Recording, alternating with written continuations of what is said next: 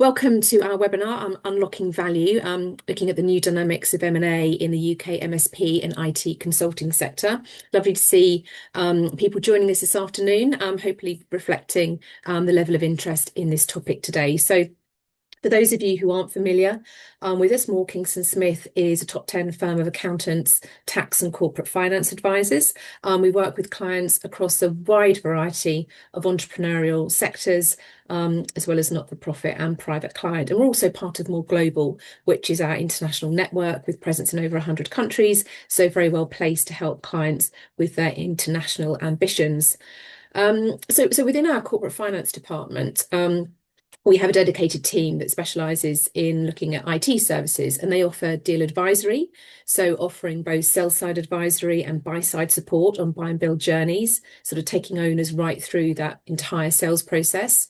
They offer transaction services, so providing financial due diligence, acting for a number of strategic trade acquirers and due diligence, doing due diligence as well, and looking at private equity houses in the space. And they also work on debt advisory, which ranges sort of from lender introductions to doing financial modelling or maybe carrying out the full debt process. And our corporate finance team has recently completed projects such as the sale of Cytora to Applied Systems, the acquisition of Datalink by CACI, and hot off the press, the acquisition of Planet Software Testing by 2i, which was announced yesterday. And they also work very, very closely with our M&A tax advisory team to ensure a sort of fully joined up service. So today we're going to be taking a bit of a look at what's really happening in the market of MSP and IT services, what's driving deal activity, what's holding parts of the sector back, and why we're sort of seeing different outcomes across the landscape. And in particular, we'll talk about why some specialists continue to attract strong interest, while many more traditional managed service providers are finding organic growth much tougher than it used to be. And that leads to some big questions that we're hearing from clients and contacts across the sector. So, is the traditional MSP model still fit for purpose? What are buyers actually looking for today? And what can MSPs and IT consultancies do to sort of respond to these changing conditions? So we're going to look at what all of this means in practice, for valuations, for deal dynamics, and most importantly, for the actions that leadership teams can take now to strengthen their position, whether that's ahead of growth, investment, or an eventual exit. So I'm delighted to be joined today by a great group of panellists, bringing together a range of perspectives on these topics. So we have an IT services business leader, an investor, a legal advisor, and a corporate finance advisor. So before we jump into the panel session, we're going to start with an overview of the current M&A landscape, and that's going to be led by Nick Thompson, who'll set the scene for today's discussion before we move into the panel discussion. And Nick is head of our corporate finance department at Kingston Smith. He advises owner-managed businesses and management teams on acquisitions, disposals, and fundraisers, and he works very closely with both private equity and strategic buyers across a wide range of sectors, including IT services. He specialises in providing highly personalised advice to the business in the sector and has supported clients through a number of significant transactions, including the sale of Newware to Exclusive Networks, Ridgewell's buy and build journey and subsequent sale to Inflection, and Prime Networks on its ongoing acquisition-led growth strategy. So before I hand you over to Nick to kick things off, just like to cover a few housekeeping points. This webinar is being recorded and will be sent to you after, so please do share it with any peers or colleagues who may find this content of interest but were unable to make it today. There is a feedback form that will be sent to you afterwards. Please do fill that out. It's super useful for shaping future webinars. And we're keen to have a lively conversation. This webinar is for you, so please do ask questions, pop those in the Q&A function, or I'll keep a track of them and I'll try and weave those into the questions that I also have for the panel. So I will hand over to Nick to give us that overview. Okay, morning everybody. Thanks very much for joining. So I'm just going to sort of run through a few slides to give a bit of an update on what's been happening in terms of deal numbers over the last quarter, but also looking over the last couple of years as a comparison, and then some of the problems and challenges impacting deals. So the current IT M&A landscape. Really, we've seen between about 150 to 170 deals per quarter consistently over the last few years. This is data from the Kingston Smith quarterly IT services M&A report, which focuses on UK companies in the IT sector. So what we're seeing is there's been diverging, but not a uniform slowdown. So in certain subsectors, M&A remains buoyant. For example, security MSPs are in high demand, which I don't think is a surprise to anybody. The transaction volumes in cyber were 75% higher in 2025 than they were in 2023, whereas, again, not a massive surprise, hardware distributors fell by 60% over the same period. We're also seeing IT consultancies remain in high demand, including from non-IT consultancy businesses who are typically responsible for about a third to half of the acquisitions in the IT consultancy subsector. Outcomes are increasingly uneven. So some platforms still attract premium outcomes and others are struggling to sustain momentum, which is something we'll get onto in a minute. And then that bottom graph on the right-hand side shows the number of PE-backed deals from each quarter. And that shows, well, it's a bit of a COVID government style graph with the sort of impact of the axis there. It's actually dropped from Q1 2026, it was down to 66% from 70% in Q1 the year before. But really, that was only actually a drop. I think it was in one or two deals from 110 to 108 or something like that. So it does paint a slightly more severe picture of PE interest, but it's still a decrease, and there are possibly some reasons for that. There has been some interesting deals over the past quarter, 4 or 5 months as well.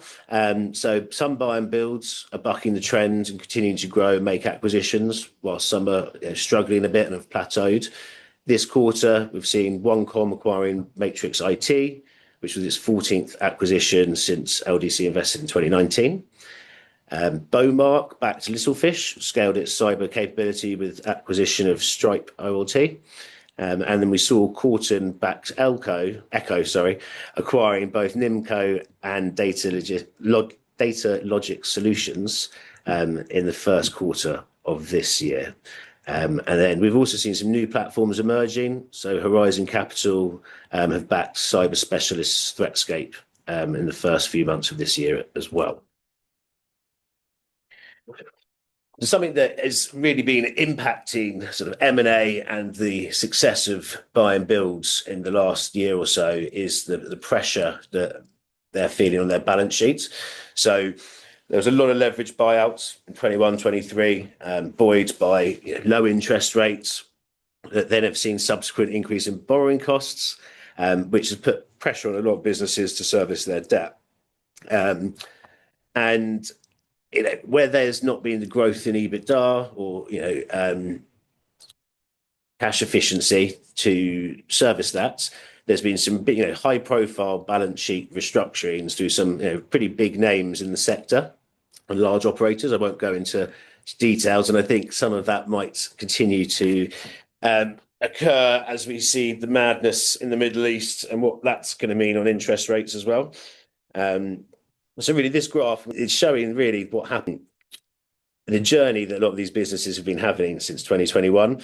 So we've got the bank debt becoming, which is we've got the blue line is net debt to EBITDA, the white one is bank debt to EBITDA, and then interest cover, which you see decreasing in the last sort of 2 years.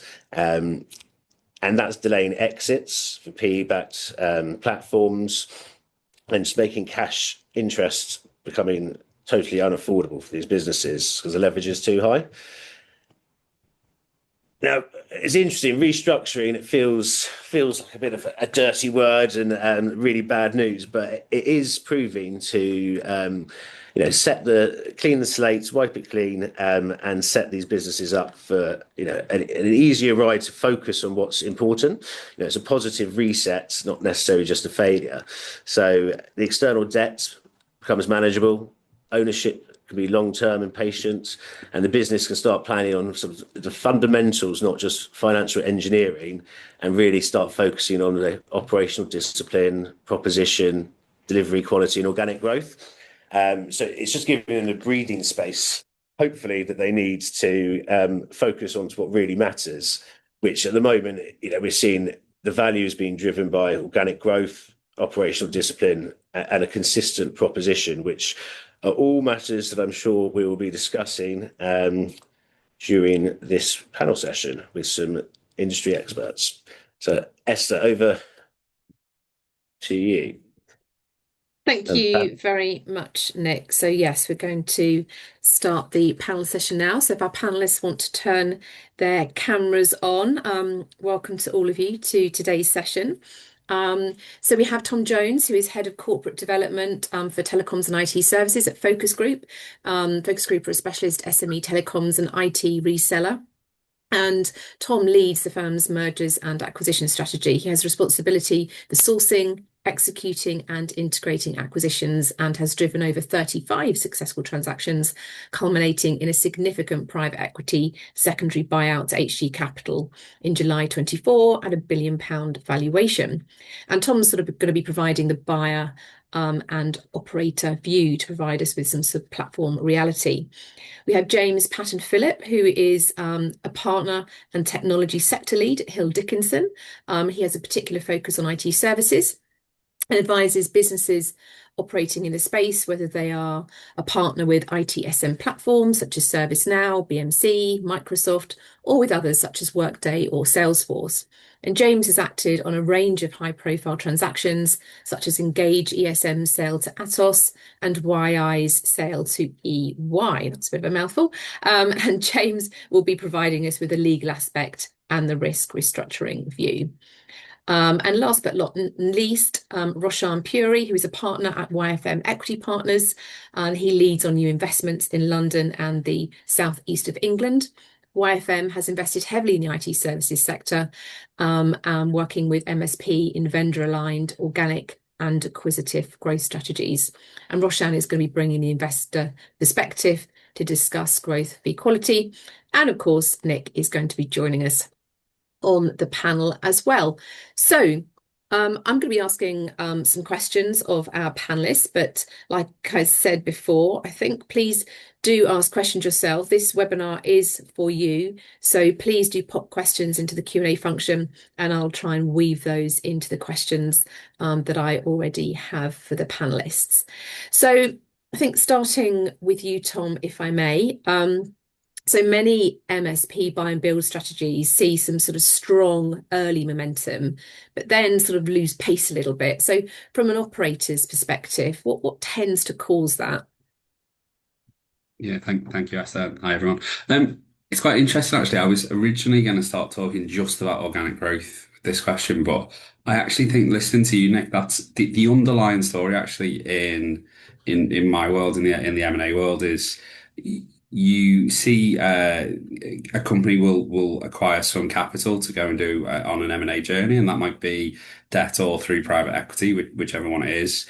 And actually, in that first, kind of when you're first looking at how you're going to go acquire businesses and grow and scale, actually the thing you need to do is outstrip the interest added on your shareholder debt or your internal debt. Otherwise, it's hard for you to actually create value in a business. So from Focus's perspective, the whole focus is actually to look at the organic growth drivers in that business. What's your value creation plan? What is the thing that's going to get you more than 10% growth in bottom line growth ultimately to allow you to outstrip the cost of the debt or your shareholder loan note structure, whatever it is.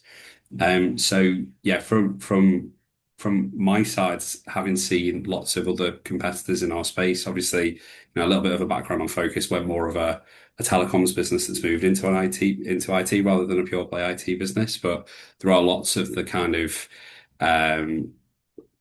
businesses that have been on a private equity journey and then got to the end of the cycle, and then they're struggling to be able to transact because the equity hasn't delivered above that level of debt. So from from our side, when we're looking at a transaction focus, the thing, I sit there all the time and think, what is it that makes focus different to other people and to other acquirers, and it is that organic growth strategy. So every business we look at, it's not, it's easy to kind of make synergies from a supply perspective, get economies of scale that way, or if you do some kind of restructuring exercise, and look at your OpEx space to try and manage the EBITDA growth. There are things that are like one-time events that can cause this step change, and what actually happens is that masks for a short period of time EBITDA growth, but actually the real thing that you need to focus on is revenue and GP growth. If you can get those to work, then the bottom should sort itself out. The stuff that sits below GP should sort itself out in the future anyway. So yeah, from my side, the thing that I think is a consistent theme amongst the, as we call them, failed buy and builds is that lack of compelling organic growth story. If your story is all around driving EBITDA efficiency by cutting OpEx, that only lasts for a certain amount of time. Yeah, that makes entire sense, Tom. I mean, Roshan, coming to you from a sort of investor's perspective, how do you sort of see the MSP story has maybe changed over the last sort of 3, 4, 5 years, and where are sort of management teams most commonly sort of underestimating the shift over that time? Yeah, so it's been a big change, as everyone on this call will know, and a continued evolution, and we're all kind of crystal ball gazing to try and work out where it all ends up, what the new normal looks like. And Nick, I suppose you've highlighted the change in transaction trends over the last 5 years. But I was surprised to see from the data the volume of deals has been fairly consistent, quarter on quarter, at least in the data set that you showed. But the PE involvement in some of those transactions has kind of bobbed around quite a bit. And I think from my perspective, and what I see from other private equity peers is, going back to 2021, 22. The thesis was, of course, MSPs throw off, recurring revenue and predictable cash flow in a market that is heavily fragmented, and therefore, getting hold of a platform with that predictability to be able to leverage some external debt funding against.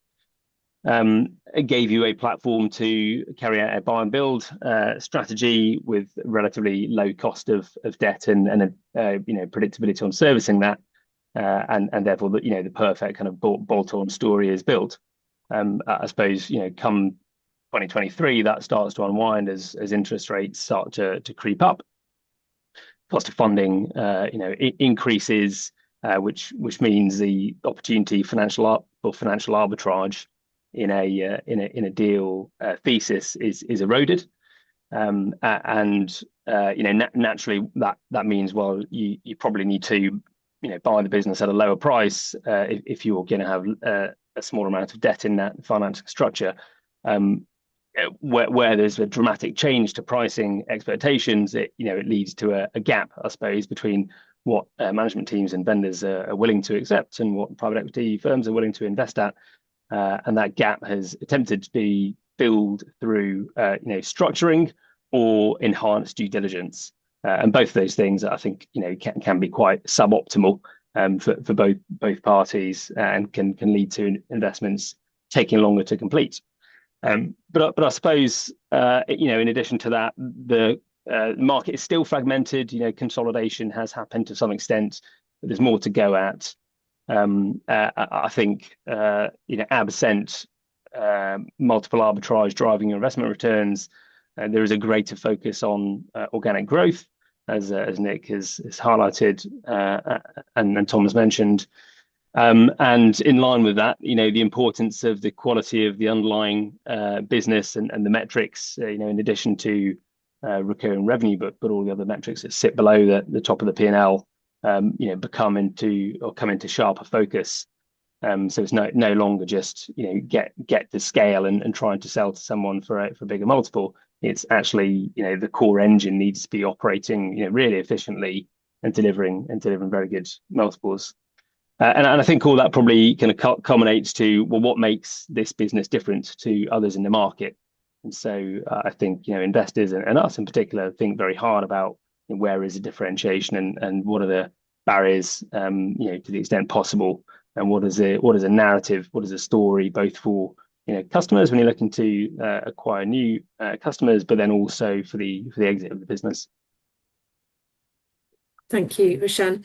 I mean, you talked about sort of higher scrutiny on organic growth, and Tom, that was something that you sort of mentioned in the earlier question. Are these sort of some of the things that are sort of resonating with you in your business over the last sort of 3 to 5 years? Yeah, it's actually really interesting what you said, Roshan. I think from Focus's perspective, we've definitely noticed a probably like a change in the demand curve for acquisitions. So there's been the noise in the market, and particularly in the telecoms market, around valuation softening and where's the market headed and what does that mean for investment into that space. But from our side, actually, what we're seeing now is that there's it actually just drives a greater demand for the right assets. So finding the thing that fits to you.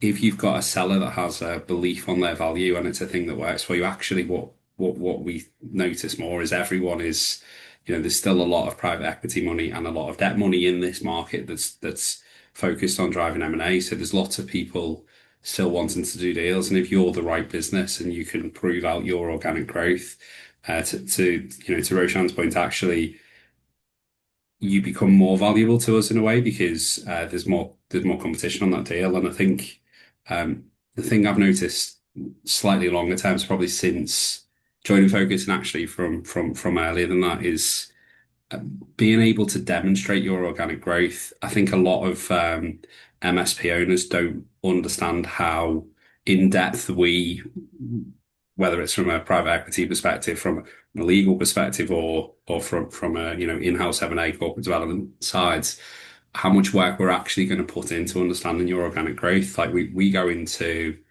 the billing data on every acquisition that we look at, and we effectively lift the billing analysis from the company we're looking at and put it into Focus World and see what those numbers look like in Focus World. And that just wasn't a thing 8 years ago.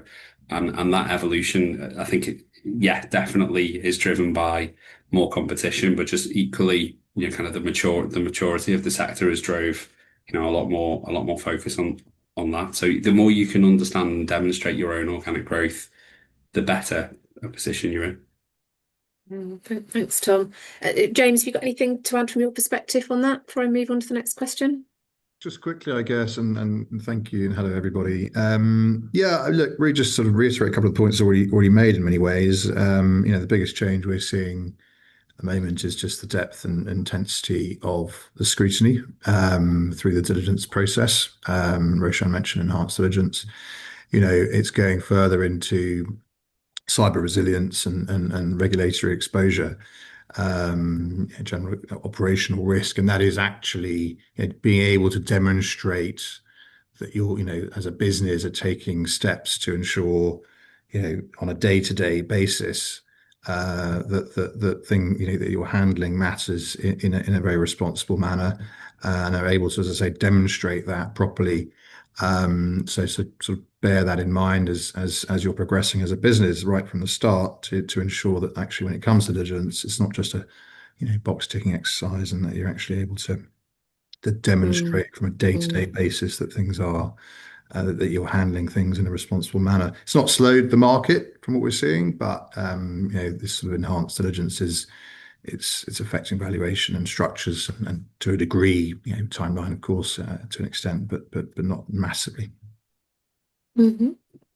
Got a question that has come in, and I'll let you decide between you who wants to take it, possibly Roshan or Tom. So what operational or technical milestones do you look out for that signal that an MSP is ready to transition from a traditional services model to a more modern, organic, high growth platform?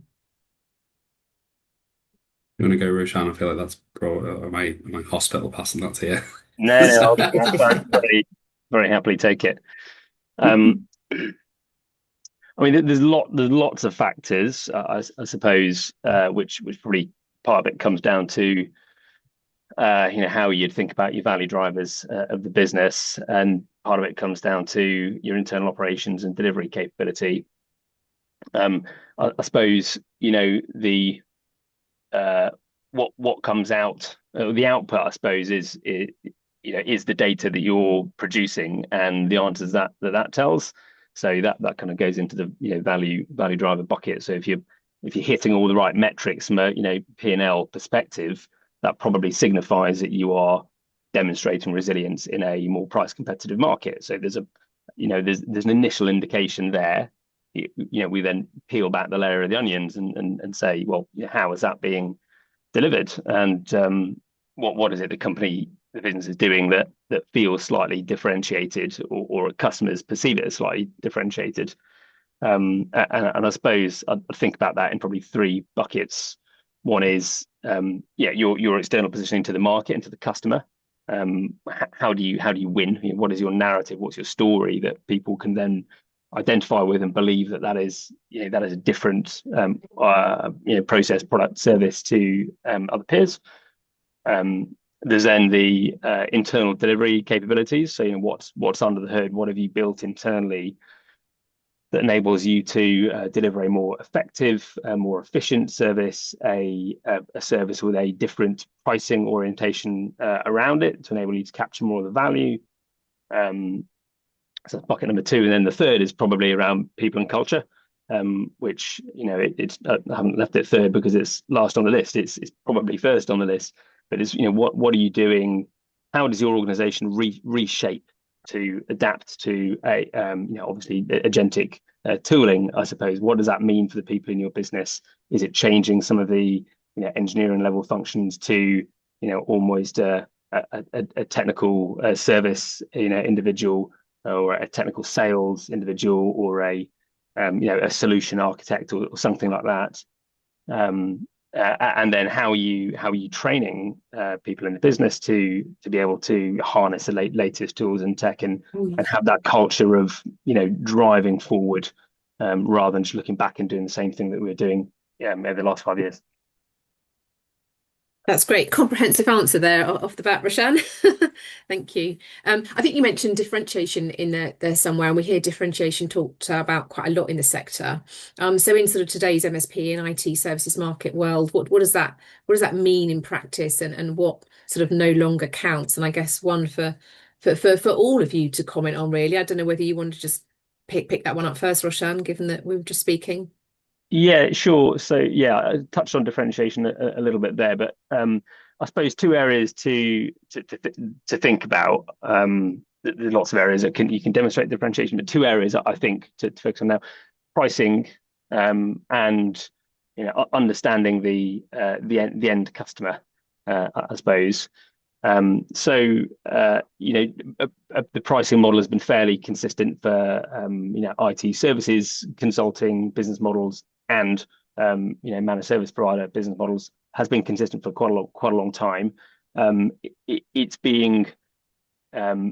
potentially being eroded, or at least customers are coming to the market with different expectations, and a recognition that, well, hang on, you might be able to deliver this service for a lower cost. Why do we have to pay the same rates? So I think trying to differentiate your proposition by kind of wrapping up the pricing in a way that enables you to maintain the same or better margins, and resonates better with your end customer. So that the whole thing about aligning your pricing better to the value that you are delivering. Now that's not easy. That's a really, really difficult thing to do. And I think it only comes from the second point that I'm making, which is having a deep understanding of your end customer, their business problems, their business processes. Now, I think that's harder to get if you're a totally, market agnostic, sector agnostic, generic provider. If you're focused on particular areas of tech or tooling, or end market specialisms, then you potentially have a better ability to understand the problems your customers are going through, and help align your business proposition, help align your pricing with actually solving those key problems for them. Thanks. And Tom, I guess these are all things that will resonate with you in terms of what's going on and all the challenges you're experiencing in your business day to day. Yeah, it's actually, I kind of looked at this question a slightly different way. Differentiation to focus. Obviously, as a large telecoms buy and build platform that moved into IT, I'd say we're roughly probably something like 70-30 comms to IT. And when we're looking at acquisitions, actually the differentiation to us determines the outcome of the strategy for the business. And at the heart of that is kind of, does this improve something for our customers, or does this improve something for our staff? Like, they're the kind of two things that we look at when we're looking at any acquisition. And so there's some businesses that we'll look at where there's limited differentiation between what Focus offers and what they offer, in which case actually the thing that we're going to do is drive value through selling our products into their customers. Or there's also the other way. So one of the more recent transactions, I think it was our last one in October last year at Chalkline.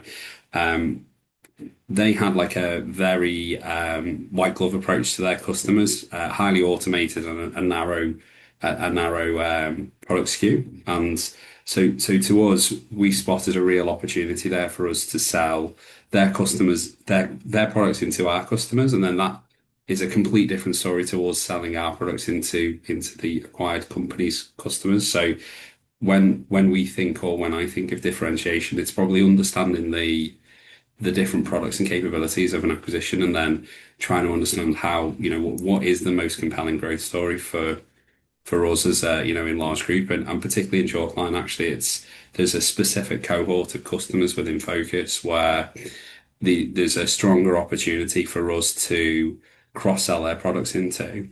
From us, we're in a fortunate position where we've got lots of customers that treat that give us their work, and actually trying to find things that make them tick, and more things to sell them is equally as important as finding more customers.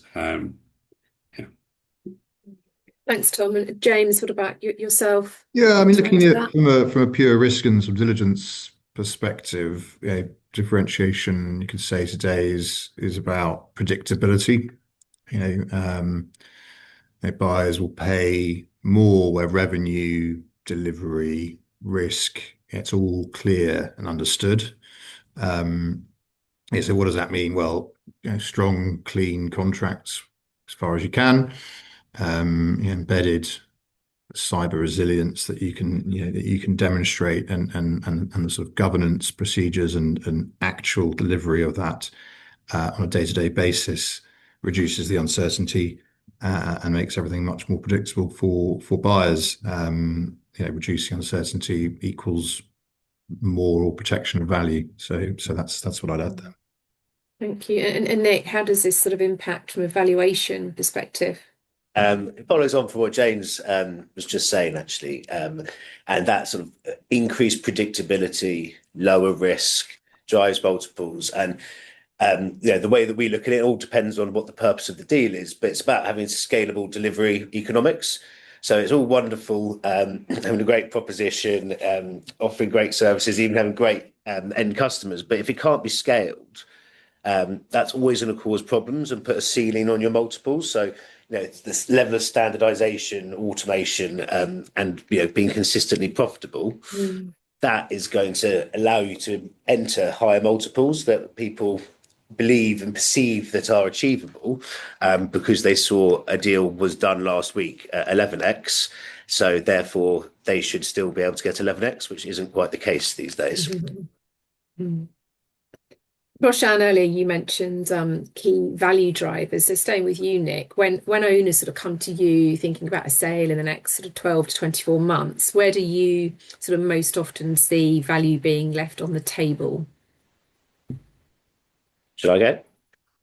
Yes. Yeah. Okay. Yes, that's why we were staying with you, Nick. Sorry, I thought okay. I mean, what I'd say is 12 to 18 months is not long enough time to be sort of planning your exit, and it is what a lot of owner managers will do. and that means they leave a lot of chips on the table. I know it's boring, and it's what I say all the time. But if you've only got a year to fix stuff, it's you're not really going to be able to make big operational changes. And the simplest way and reason we see valuations eroded and cash left on the table is not being able to evidence the revenue story, like was being said earlier. The quality of your MI, it certainly in this day and age with this enhanced diligence. If you're a bolt-on sort of business, you're owner managed, you're not going to have a massive finance function, but you really should be doing your best. And also all these things are what helps you run a profitable business, not just for exits. Then at the larger scale, if you're not getting into your analytics and having a data cube prepared for due diligence, you're going to have some problems later down the line when Roshan and his DD team are looking at your books, or Tom's trying to slice and dice and layer in your financial information to how it looks in focus. It's just not going to work, and will give them less confidence and therefore give you less value. Thanks, Nick. And James, if you had a client come to you that only had sort of 12 to 18 months to prepare for a sale, what would you suggest they prioritize first? Yeah, thanks, Esther. I mean, boring old lawyer like me is always going to say you should be planning for your exit from day one of your business, from a point of view of making sure you know everything is in order and you've got things prepared and recorded appropriately. But 12 to 18 months, just de-risk as much as you can during that period, because that's going to be valuable to the business anyway, even if the exit doesn't happen. Tighten your contracts where you can, if you can, make sure all the IP and data ownership is clear. And common theme with me at the moment with the cybersecurity and resilience bill going through at the moment, and CSR, and just make sure your cyber resilience, for you as IT businesses focusing on that sector. They always say that lawyers are the ones that don't have their own legal affairs in order. They may have their clients' legal affairs in order, but they don't have their own. And perhaps that could be said for IT businesses as well. The actual cyber resilience angle perhaps isn't always in as good order as it should be. So that's what I'd say. Mm-hmm. Roshan, anything to add there from a sort of investor's perspective? Yeah. I suppose just following on from what Nick says. I think Nick, you mentioned being able to articulate, the customer journey or something to that effect, and that's the piece that really resonates with me. I suppose. I think people buy stories. The headline, aggregated data on what your P&L says, etc., is important, but people buy stories, and I think there's no better story than being able to very clearly articulate your customer journey from inception, from this is the ICP, this is why I went after this customer, this is a go-to-market strategy we had to land that customer, this is the onboarding and the value creation plan we had with that customer. Here's the ROI it delivered. Here's a cross-sell, the upsell, here's net revenue retention that's delivered off the back of that. And these are the stakeholders that we've kind of cross-threaded relationships within that organization. And then all of that is kind of supported by, the underlying data that your systems kick out. And as Nick says, we all like to kind of look at in a data cube, I suppose. Mm-hmm. So I think just making sure all that kind of data is there. But not just the data, being able to articulate what has happened with that customer and how common is that a thread across your book of business. And I think if that's really clear, people can see that actually these customers that you've taken on in the last 12 months, 6 months, 3 months, I can see how they're going on the same journey. I can see how you deeply understand those customers and their problems and how you are solving, for them. And therefore, I assume there's going to be good stickiness and retention, et cetera, from them. Thanks, Roshan. And Tom, when you're sort of assessing targets, what makes a business stand out for you? Yeah, probably going to lean on something that there's two sides two sides I think to answer here. One is kind of leaning on what the guys just been talking about then. You know, how well prepared is the business for sale, and how transactable is that therefore going to be for us in the future? You know, from Focus's side, we want to work with the right businesses and get transactions through, and you know, taking a view on can we get this business from kind of valuation stage today through to actually completing a deal is a big part of kind of the balancing act in my job. And then the other side is kind of back to the organic growth thing. I mean, it's kind of feel like it's a very similar theme for me on all of these, which is from a seller's perspective, there's a number that they'll need to get to, and from our sides, they might think that the business is they've heard 8 to 10 times being offered as kind of what sits in this sector, but I'd say the number one thing when I'm talking to businesses, they think there's kind of like the old glasses guide to valuations, and you just open it up and go, okay, well, you're based in London and you're this size, this much revenue, this many staff. Okay, well, this is the valuation. Yeah, it doesn't actually work like that. Actually, from Focus's perspective, what we do is we look at, okay, well, what's our return going to look like on a 3 to 5 year basis, because we align with the with our PE investor.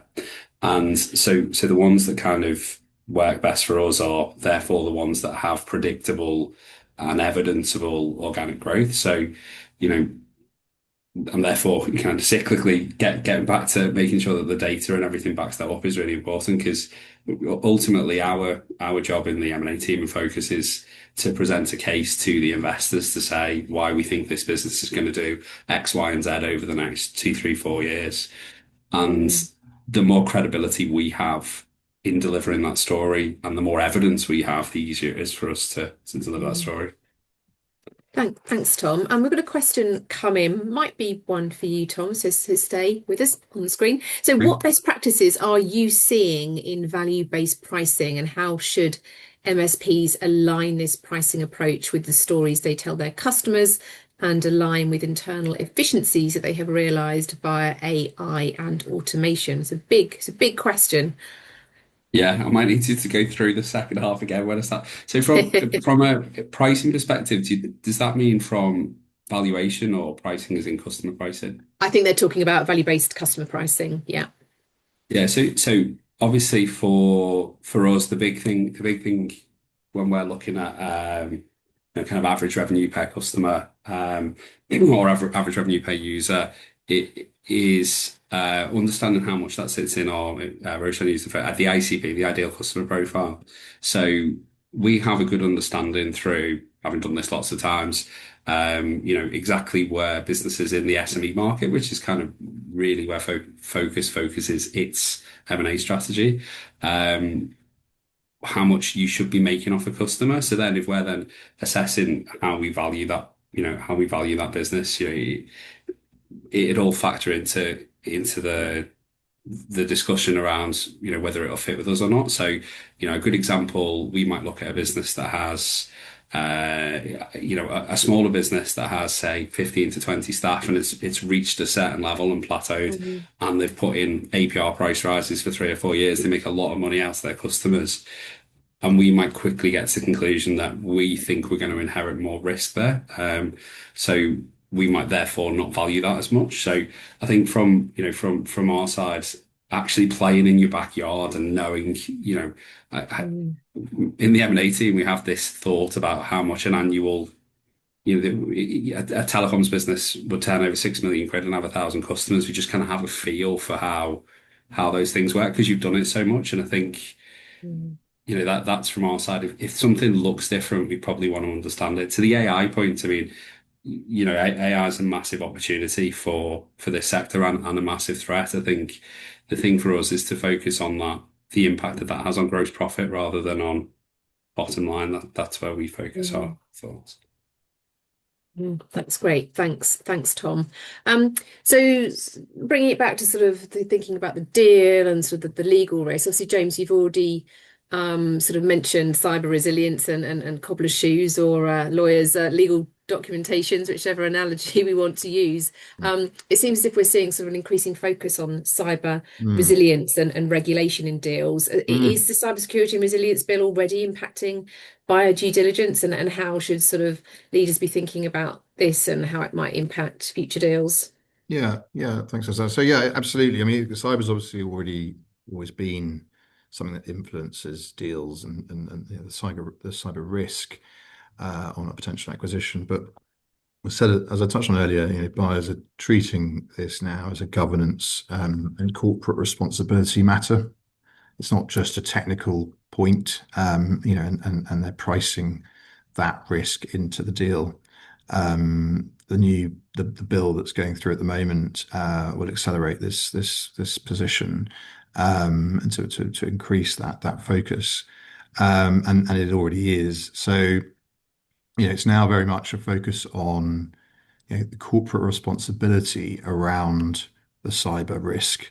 So board level accountability, incident readiness, and so forth. You know, how prepared is the business to adapt to something happening from a cyber angle? So, you know, who actually is owning the risk are the questions we're getting. You know, who actually is responsible? Who's escalating? How and who to whom are the incidents being escalated? You know, is that built into the operating model more widely? You know, so where something isn't as mature in the business as it should be in that sense, then we are definitely seeing valuation pressure and deal protections coming in as you'd kind of expect. So no real surprises there, but just to say that the focus is very much now on that in diligence. You know, it's the accountability of the business and the people within the business, as opposed to, you know, have you got X, Y, and Z policies in place? You know, it's not viewed anymore as you know, if there's a cyber breach of sorts, it's not an IT failure. It's more around, you know, a governance issue and failure, and therefore, you know, if you're not prepared as a business for those sorts of things, how are you operating as a business more widely? You know, it says a lot about the way that you're governing your business, and then of course that comes across to the buyer accordingly. So you know, this bill focuses on the preparedness of the business and the reporting and general resilience of the business, as opposed to, as I say, sort of box ticking and making sure you've got paperwork in place around policies, for example. So do be prepared to you know, for buyers to test this you know, the cyber risk and security rigorously. You know, as I say, not just policies, documentation. You know, so what is actually the crisis decision making, the operational resilience, people wise, that will be able to stand up to this sort of thing. So yeah, it's certainly a focus. Yep. Somebody's asked, are there any particular sort of compliance standards that you look at to show cyber resilience? There are various certifications that can be, you know, that is worth having in place, of course. So those are, you know, absolutely, you know, make sure you're fully up to date on all the relevant certifications that are appropriate for the business you're running. But no, I mean, you know, outside of what is the relevant ISO certification or otherwise in that sense, no, nothing's really changed just you know, from what there is already in place. But as I say, you know, make sure that the actual what happens next piece and how the business actually continues to operate in the way it should, were there to be some sort of cyber breach. Lovely. Thanks, James. Sort of looking ahead and looking at sort of where we might see the premium outcomes, maybe coming to you, Roshan, sort of what types of MSP or IT service businesses are most likely to command a premium outcome over the next few years, and which models do you think might struggle a little bit more? Yeah. Well, other than those that are being advised by more Kingston Smith, of course, in addition. I think, you know, I think there's three areas that I'd think about when I think when I think about kind of premium MSP or IT services business models. One is around a specialism of some form. The second is around having security capabilities, and the third is around an AI-enabled model. So on the specialism, I've mentioned it before, whether it's vertical or technical, it doesn't matter. And actually, the businesses we're investing in, £1 to £5 million of EBITDA, they're slightly smaller, so can specialize perhaps in a vertical. Whereas, large businesses, Tom's business, for example, is, I suppose, a set of multiple specialisms with business units, able to really understand those end markets or end technical solutions. So you organize it in a different way.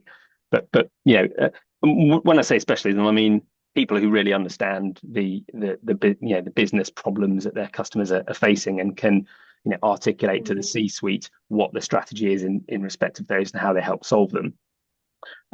Security, I won't talk too much about that, but having security capabilities, it seems to be very highly correlated with premium valuations. And then the AI-enabled model, of course, we've mentioned that a bit before. The importance of that flowing into your pricing, helping you capture some of the upside from that value, flowing into your delivery models. So whether you've got agentic ticketing solutions, whether your level 1, level 2 support offering is automated to a good extent. Flowing into your kind of consulting plus type model, so helping customers with AI readiness, helping them structure their unstructured data in SharePoint, so your LLM models can get a better access and that. And then I suppose the kind of managed AI concept, and I haven't seen many people doing this actually, but agent management, I suppose. And as agents proliferate within organizations, finding some way to harmonize some of the core principles of those agents, whether it's a firm-wide, standardized instructions to give the base models, whether it's being able to extract and hold the kind of organizational memory, within the business rather than within your LLM tool. There's an interesting, thing happening where LLM tools are effectively capturing all the IP, your know-how of your business. How do you extract that, keep that within your four walls, so that you can apply any agentic tool, any LLM to that memory. So I think feels like there's a fantastic opportunity to help businesses through that challenge. We're going through it ourselves as little old YFM. So yeah. Yeah. And Tom, does that those sort of same distinctions present themselves when you're thinking about it from the buyer side?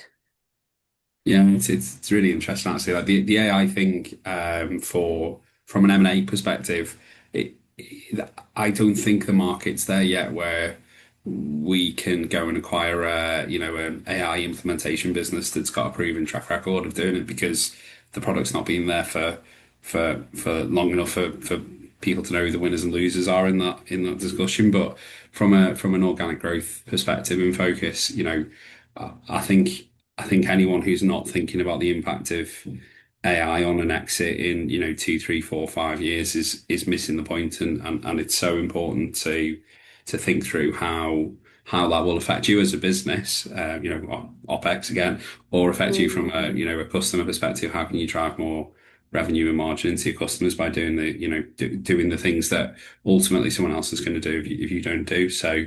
And how does AI impact M&A longer term? I think it's going to drive a change in behavior for the way kind of us M&A guys do our job. And I think it's going to end up with a lot of smaller businesses that we're going to have to figure out how they fit in and if they fit into us. Thanks, Tom. Right, we have 2 minutes left to the end of this session. So one final question to put to you all, so 30 seconds each. So if there's one practical takeaway that you'd want the leaders in the audience to reflect on when they wake up tomorrow about this webinar, what would it be? And we'll stay with you, Tom. You go first. I think the common theme is when you're looking to sell your business, it's all about risk appropriation. So if it was me and I was looking at, well, what am I going to do to help me prepare for an exit in the future, I'd say take an honest look at your business, work out what the risks are in that business, and try and address them as quickly as you can, depending on the time frame you've got. Thanks, Tom. James? Yeah, common theme, just get in early on addressing risk, deal with those items that you sort of felt that you want to deal with but never really got round to, and make sure they're dealt with as soon as possible. The market's now rewarding growth with discipline and not just growth. So try and get everything into order as soon as possible. Thanks, James. Roshan? For me, it's that customer journey mapping piece, and then getting advice at an early stage to help you plot that out, so you can articulate that story to your private equity investor or your trade buyer. And last but not least, Nick? Yeah, I think it's tomorrow morning, wake up and start putting some time in the diary to think about this rather than just the daily grind, spinning plates. Actually be a bit more structured in planning for the future, and question yourself consistently, are you prepared for exit and what do you need to do? Super. Thank you. There were a couple of audience questions we didn't have time to pick up, but we'll do that after this webinar and reply to you individually. Thank you all very much for joining us today. I hope you've all learned something. I've certainly upskilled my knowledge of the MSP and IT service providers ecosystem. So thank you very much to our panelists, Tom, Roshan, James and Nick. It's been illuminating, and if you could fill out the feedback form, that would be super useful. It does help us shape future webinars, and do remember to share the content with anyone else who missed it today. Other than that, enjoy the rest of what looks to be a very sunny day. Thank you very much. Bye-bye.